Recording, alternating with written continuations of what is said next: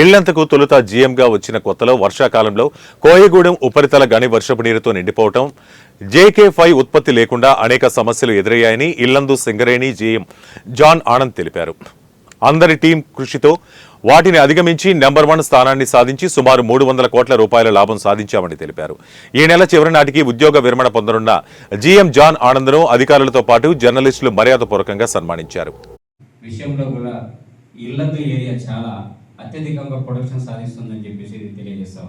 దాన్ని planning general manager GM గారు మరియు ఏరియాలో ఉన్నటువంటి ఆఫీసర్స్ చేస్తే అక్కడ ఉన్నటువంటి కార్మికులు కూడా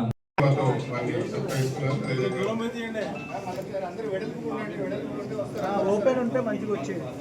సైడ్ జరుగుతుంది ఇంకా సైడ్ ఇంకా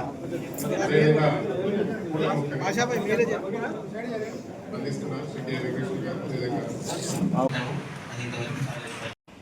నాకు అసలు ఎందుకు వచ్చినా కొద్దిగా బాధాకర విషయం 2 నెలల వరకు ప్రొడక్షన్ రాదు. వర్షాకాలం మొత్తం కింద మొత్తం పొద్దంతా మన పోయేసి మొత్తం వాటర్ నిండిపోయింది.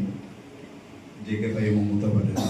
సో మళ్ళీ ప్లాన్ చేసి మైన్ అధికారులతో ప్లాన్ చేసి పైకి కూడా మాట్లాడి నేను ఇక్కడ JK5 మేమందరం కలిసి పోయి JK5 ముగ్గు తీస్తామని సహకారంతో వాళ్ళ టీం వర్క్తో ఆ బొగ్గు కూడా ఇంకా తీస్తూనే ఉన్నాం.